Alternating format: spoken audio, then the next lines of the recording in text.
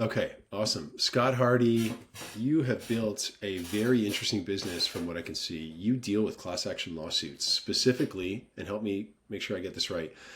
So I think it's like 95% of class action lawsuits actually don't have people claiming it. A lot of that I'm assuming is because they're not aware of it, or they don't realize that some of these things have held them accountable.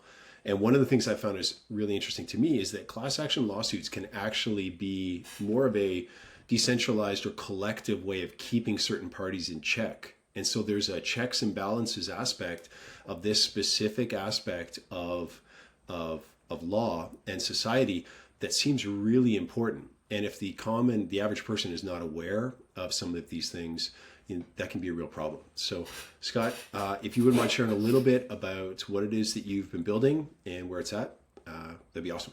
Sure. So 18 years ago, I started topclassactions.com.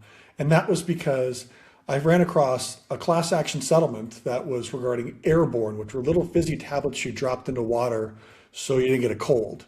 And that was the one that was designed by a teacher, and everybody I knew had taken Airborne at that point. Well, with this one class action settlement, if you spend about 60 seconds online, you can get a check for $63. And I thought everybody I know qualifies. So why, let me ask my friends. And I said, hey, have you heard about this settlement? And no one had heard about it. So I thought there's got to be a website which tracks these easy to claim class action settlements. And there wasn't, so I built it.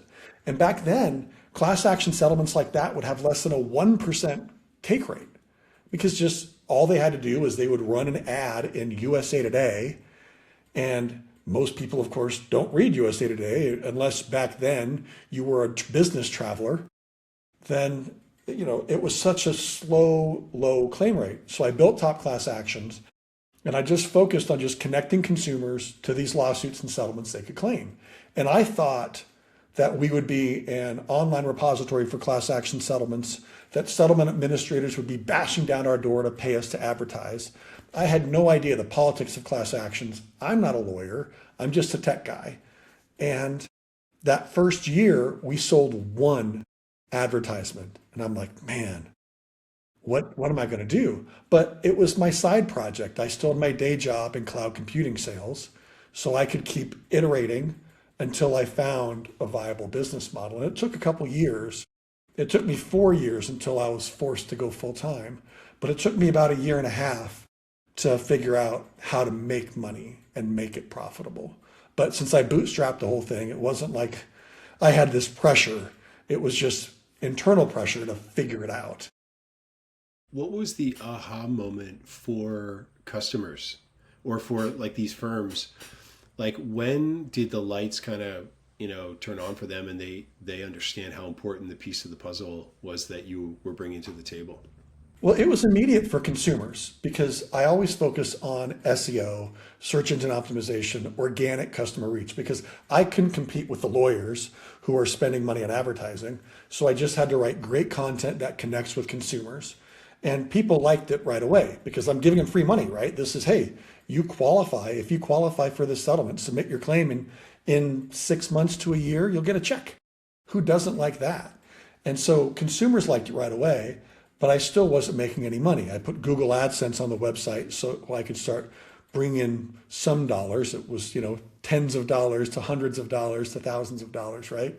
From Google Ads. But then I was at a class action conference. And I think like lots of entrepreneurs, at first I maxed out my credit cards and then I got a home equity line of credit. And I was going to these conferences on my paid time off from my day job. And then at a conference, I had all these banners saying, help us find you claimants for your settlements. And an attorney walked up and said, Scott, that's great. You can find me claimants, but I need plaintiffs. Can you find me a plaintiff for a class action? And the entrepreneur in me went, yes, absolutely, no problem. And then I turned around and went, crap, how am I going to do that? But we figured it out. We launched class action investigations where an attorney would say, I want to sue Apple because it's got a defective antenna in the iPhone. And thankfully they don't anymore, but that was an actual investigation years ago. And so we put up the investigation. People say, yes, I bought this product and I had that problem. And then one of those folks becomes the lead plaintiff and then they get some backup plaintiffs and they file the case. But the problem with that business model is that you, as a class action attorney, come to me, we get your case filed, and then you're gone for 3 to 6 months, maybe more, until you want to file your next case. So my revenue just did this. And so by the time I went full time on it, because we went from generating thousands of dollars in the first year to tens of thousands in the second year to hundreds of thousands in the third year. It was paying for company car, nice vacations, but I wasn't making that big able to jump.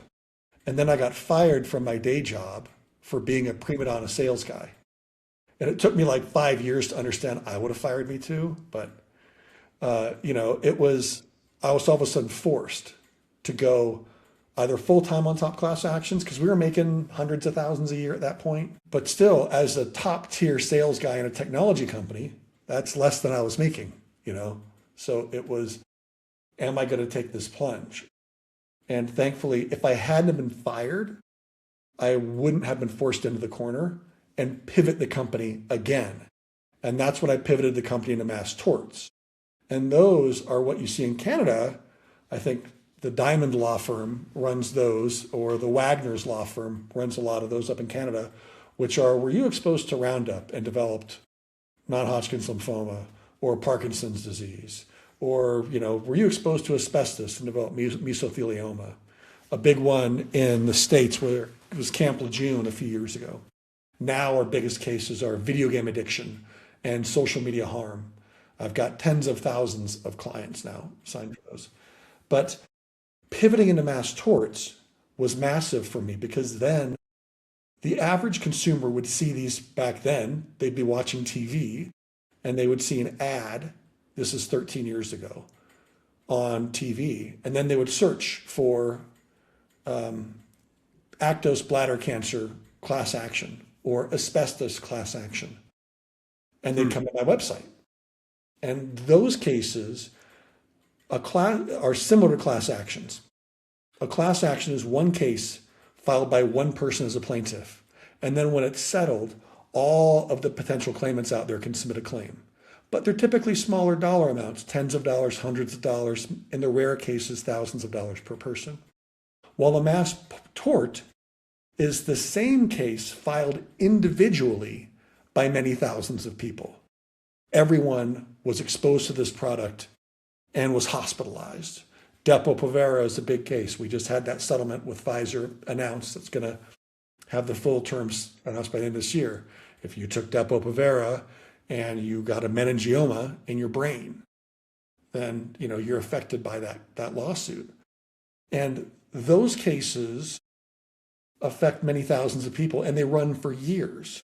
So then I was able to sell to that same attorney for years instead of once. And that's what made my revenue go like that.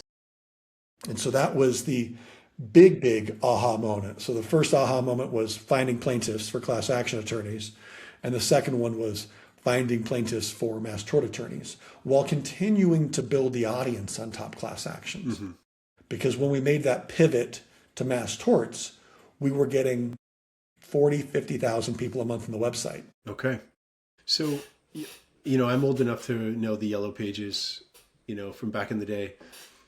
And I'm sort of wondering, so is the positioning that you, like the territory online, the real estate, if you will, that you have carved out or are looking to sort of continue to build on, is it to be a sort of Yellow Page?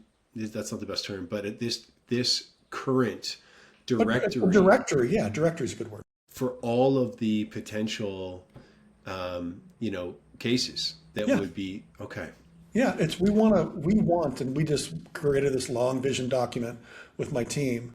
We're reiterating the point of, we want to connect with consumers and intelligently tell them of every lawsuit or settlement they qualify for.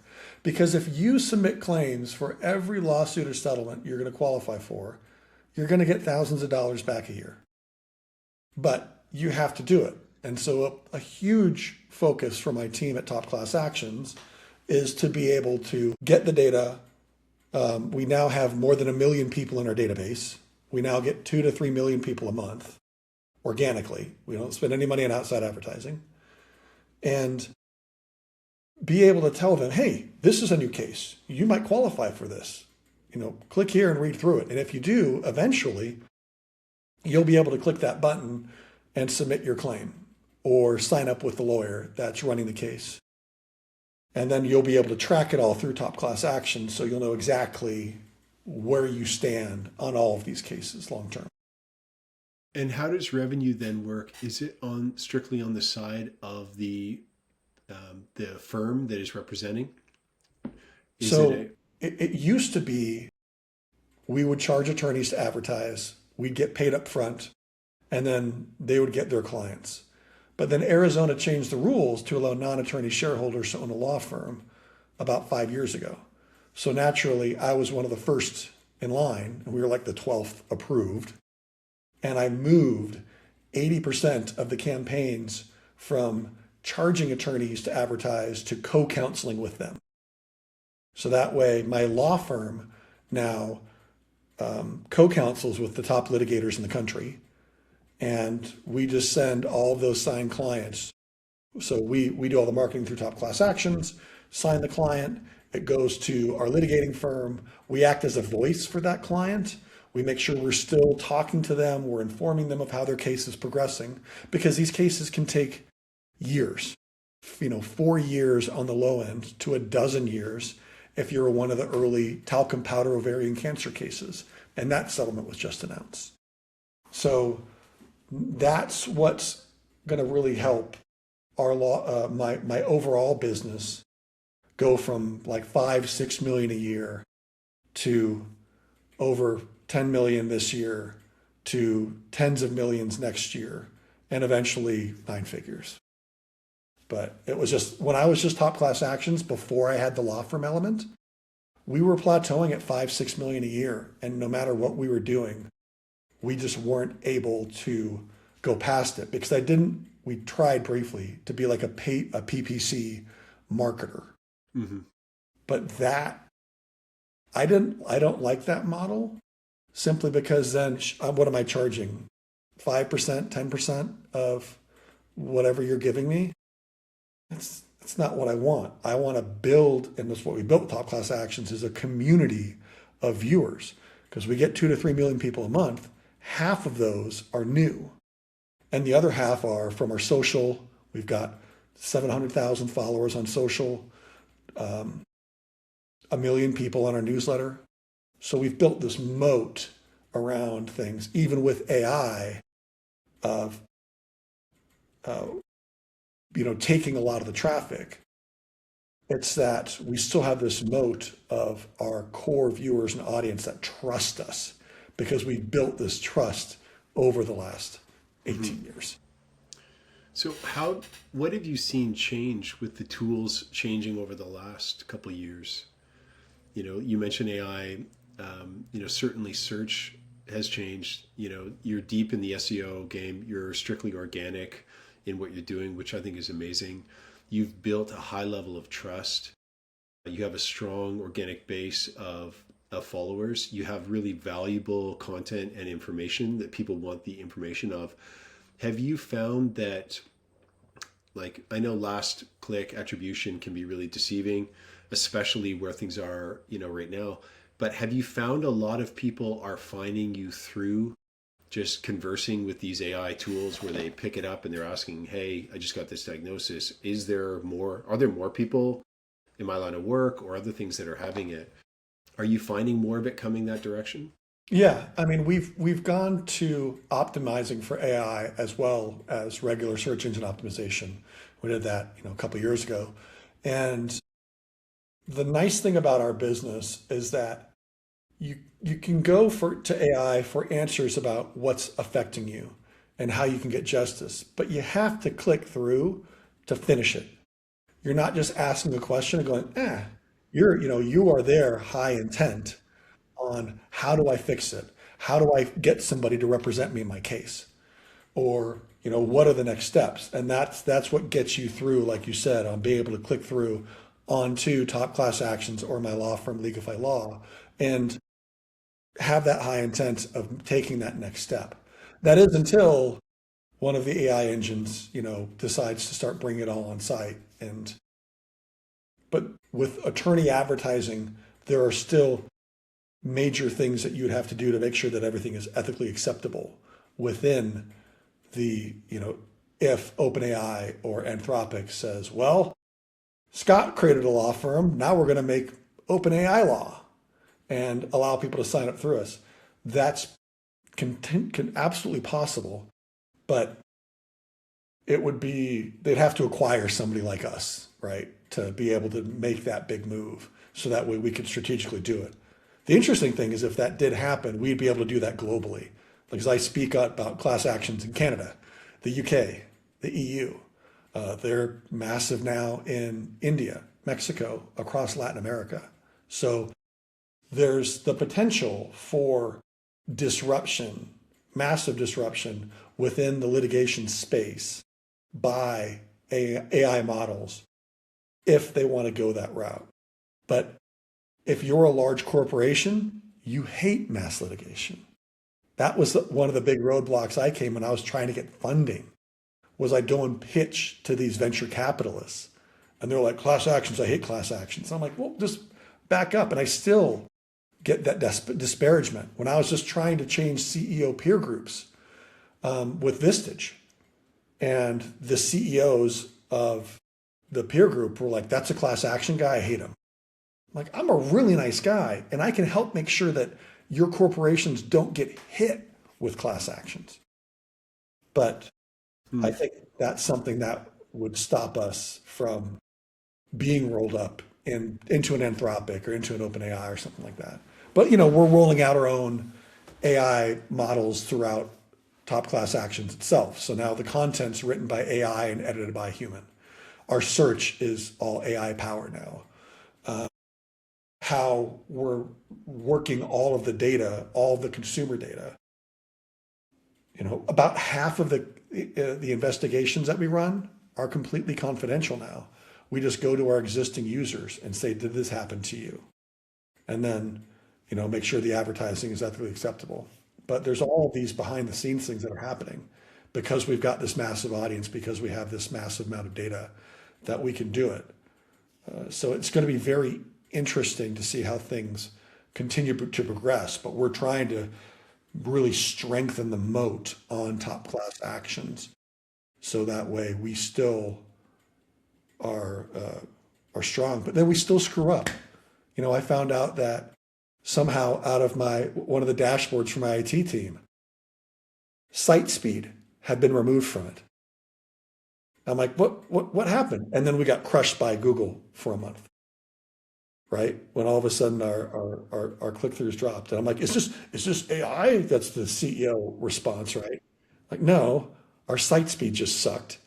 And how did this get removed from a dashboard on our IT team? They're like, that won't happen again. So now you fix all the technical stuff on the SEO side and poof, we're back up. But it's crazy, those little mistakes that cost you a lot, but that. Mm-hmm. Yeah, it's interesting. I know with HIPAA compliance, we've done some things, worked with a few clients in the healthcare space in the U.S., and HIPAA is such an important part of it. A lot of those safeguards, I think, that are valid and for good reason. You want to have those up. And then at the same time, sometimes you're trying to get a good product or service into the hands of someone that could really use it. And it can be a bit frustrating because in a way you're like, we just want to find the person, to do it. But that's not a knock against it. But I know that we had to become a lot more intentional, and you need to have people come to you, right? So the center of gravity, you mentioned this moat, but essentially you want to create such a center of gravity with your brand that you have such authority in it, and that the interest that people can find you. So you're sending out those waves, that signal that goes out there. Almost like a sonar to be able to have people, who are in the vicinity or whatnot to be able to find it. So I think it's hugely important to do that because we've got Top Class Actions, which acts as the center of the universe that people trust. So they come to Top Class Actions to ask these questions now and if they're hurt, We want to be essentially Top Class Actions is not a law firm, but Legify is. If they need a lawyer, I want them to come to Top Class Actions and search for it because either we're running an investigation that probably covers it, or Legify Law knows somebody who's working those cases, so that way we can help them. I mean, I've had friends that are, oh my gosh, trial lawyers are terrible. This is so bad, and you're ruining America, Scott. And then that same guy came to me a year later when his grandfather was diagnosed with mesothelioma. What do I do? I'm like, hey, I thought you said trial lawyers were the devil.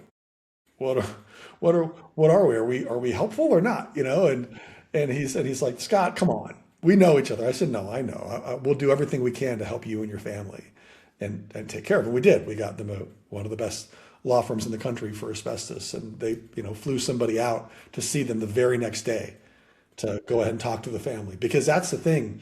On these cases, you don't want to wait. And you want to act early, get signed up, give the attorneys and their team all of the time they can to research the case and give you the very best representation possible. Don't wait and say, oh, I want to see what happens with this case. You want to sign up because especially, with things like some of the cases that I can't talk about that are already in early settlement talks. And if you wait until a settlement is announced, well, that's going to cost your family literal years before they're going to get paid now. And so it's so important that if you think you might be impacted, sign up. And then we'll notify you. So social media harm, big case right now against TikTok, Meta, Snapchat, and Instagram. And they're with that case, we had 20,000 leads that came in, and we signed up about 900 people off of those. Now the criteria has changed. And so a good subset of those 19,000 people that didn't qualify before do qualify. So now we're reaching out to all of those folks again saying, hey, you might have been turned down, but the age has increased. So now if you're up to 25 years old, we can represent you. And so now we're able to retarget all those folks and say, please take another look to see if you qualify so you don't miss out. And so it's. Now, has this also impacted financial services? I've heard the argument made that showing up on college campuses, setting up a booth, offering free credit cards, to really a lot of teenagers that really do not have financial, they don't have the capability or understanding. They're ignorant, and that's not in a rude way. They're just ignorant financially, and they're so powered by at a time where there's so many things that are in flux. Their energy, it's a whole new environment. There's so many ways that money can easily be spent. To then give somebody essentially, I've heard it, likened to essentially you're a financial dealer dealing something, and essentially saying, hey, don't worry about it. You can pay me back later to that point. And I'm curious to know if there is this an area that people have said, hey, hold on a second, downstream of getting hooked on, high interest credit cards and you come out of school, with that, is there an aspect of that that you've seen in class action? Yeah, there have been class actions connected to predatory lending, exactly for those kinds of things. And then when you couple that with current problems like internet gambling and being able to make a bet through an app, that's a big case for us right now. Are people who they get their credit card and they're young and they're like, I'm a genius, because we're all geniuses when we're 18, 19, 20. And now I remember back when I went to my community college, and I got a $750 line of credit, 30 years ago. But now you can walk up as a student and get thousands of dollars. And they believe what they see on Twitter and X and the internets. And maybe they put that all in crypto and they get crushed from buying meme coins. Or they start using that credit on their betting app. And all of a sudden they become internet gambling addicts. And they blow that entire amount of money on that, thinking, because with the gambling apps, what they do now, allegedly, not allegedly, I know I've seen them do it, you'll see these in the cases that are filed, is that if you keep losing on your bets, they offer you a free or very low dollar, high return bet that they know you're going to win. So that way you lose, lose, lose, and then you win, and you're still net negative, but poof, you get that shot of adrenaline and endorphins to go, see, it was just a bad spot. I'm back in it, baby. And then they hook you that way. And so, all of that's coupled to being able to get access to credit. And it just brings them down. And so now we file cases for crypto fraud and crypto theft. We're filing cases against app and internet gambling. There's internet casino style gambling now, slot machines, same thing. They know exactly how much you're winning. And then if you're losing it, oh, we can give you that shot, and poof, you're back up and winning again. And so there are all these cases that are getting filed that are going to settle. Social media harm and addiction feeds you exactly what you want to see to keep you on that app.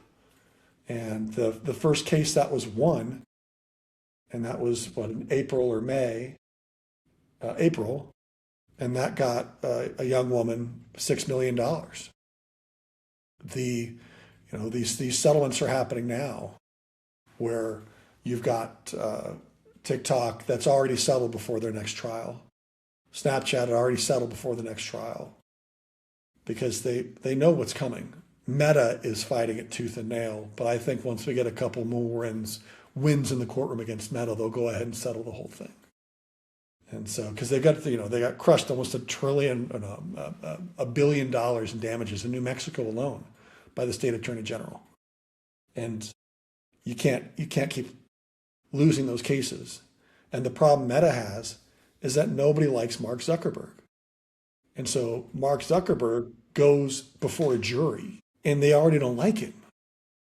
And so it's hard to win a case when you've got a CEO that isn't well liked, that can't connect with the jury, even though he spent a lot of money on jury consultants trying to. Yeah, wasn't his manifesto or his paper that came out, I think yesterday or this week, wasn't he moving the approval of some of these advanced AI models to a board, essentially saying a governing board should now be the deciding partner to move it off the shoulders of the CEO? Yeah. I think he's got to make these changes because he is so doggone smart and he's so doggone talented, and he's built something incredible, right? Facebook is incredible. And then continue to build the technologies around it. I'm not trying to bash Mark. I mean, I've got a lot of respect for the guy and what he's built, and he is really, really, really brilliant. But you've got to do that where it's going to a board, where it's off your shoulders, where it's not you making the decision for everything. I mean, I'm a small company, and I'm already now most of the decisions, the day-to-day stuff, I don't have any say over. I drive the high level vision, but that's it. I'm the big relationship guy. I'm trying to make sure that our co-counsel's happy with us and the face of the company for consumers. But I don't want to be driving all the day-to-day stuff. I want to be able to be up here in the mountains and enjoy my time here, and it's not have the high stress that you get when every decision has to roll through you as the CEO. It sucks. Well, it sounds like you've built something with momentum and really found an important aspect of the market that needs attention. And, trial lawyers, sure, maybe some of that reputation comes from, some grounded perspective, but without checks and balances, specifically without being able to have a group respond to a corporate entity, it seems like we would be missing a really important piece of the puzzle. So, yeah, I mean, I reach out to CEOs and be like, you've got this massive network and massive amounts of eyeballs. Like I reached out to the CEO of Bending Spoons. Haven't heard back, shocker. But like you have this massive amount of eyeballs that we could help all of these consumers and get them justice. And by the way, we can also educate all of your corporations that you own and all of the subsidiaries to make sure they don't get hit with things like class actions, not just in the US, but globally.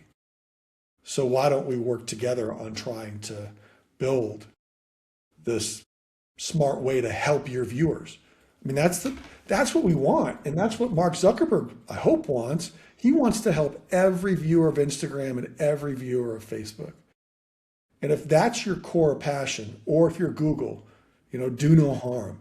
You want to help everybody that comes to Google, then let's do it. Let's help every person that comes there submit a claim. Let's help put cash in the pockets of those folks that are affected by lawsuits and settlements. This is good for the average person. Why not try to bridge that gap and make sure they can submit claims? That's what we're trying to do. We're trying to make sure that every person that comes to Top Class Actions is alerted and told and is aware of every case that they qualify for. And eventually that's going to be in the US, Canada, UK, across Europe, India, even China has class actions. So it's like there's just a massive opportunity for global growth within the space, as long as you are focused on helping that average person, the consumer, put money in their pocket and submit claims and just get them justice. Let's increase access to justice. That's not a great thing. Well, last question before we stop the recording. If you had to put your finger on one thing right now that would be the most important thing for driving growth for your team, what would you say that is?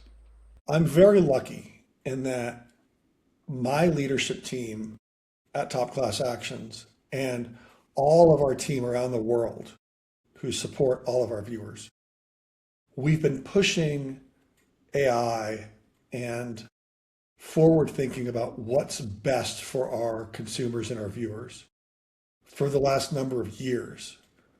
And that's what I've got great leaders in each seat that is challenging their teams on a weekly basis through their level 10 leadership calls and their weekly meetings to say, how can we improve things for our viewers of Top Class Actions? And it's doubly hard for our IT team because it's how can we improve things for the viewers, for our marketing team that is really advocating for them, and then how can we improve things for everyone here at Top Class Actions? And so, but that's what I really want to continue to push that vision is if we keep the consumer as our focus and don't lose that focus, then we're just going to continue to grow. That's what's, does that help? Is that specific enough, or is that too broad? Yeah, I love it. A deeper understanding, an ever greater understanding of who the customer is, what the most important problems are that they face, and then finding out to see, is there a valid reason to contend alongside them for justice for it. Yeah, and let's do it. Let's take them from when they qualify. Let's send them to the law firm, because we know at the law firm they're going to get great care. I know if they reach out to our law firm, we're going to get back to them typically within hours to get them an update on their case and really help. We're not just going to put them in some black hole. Well, whenever we're not going to hear from them until it's time to write them a check. It's so important in creating that great connection where Top Class Actions is the resource if you need a lawyer, right? We don't do family law yet. We're not doing consumer protection law yet. But if there's something in the consumer space, you were hurt, you were injured, you come to us. Okay. Topclassactions.com is the place to go to check it out. And Scott, thank you so much. And for anyone who's listened or curious about this, that would be the place to check it out. Topclassactions.com. Thank you, Caleb. Great to see you. Thanks.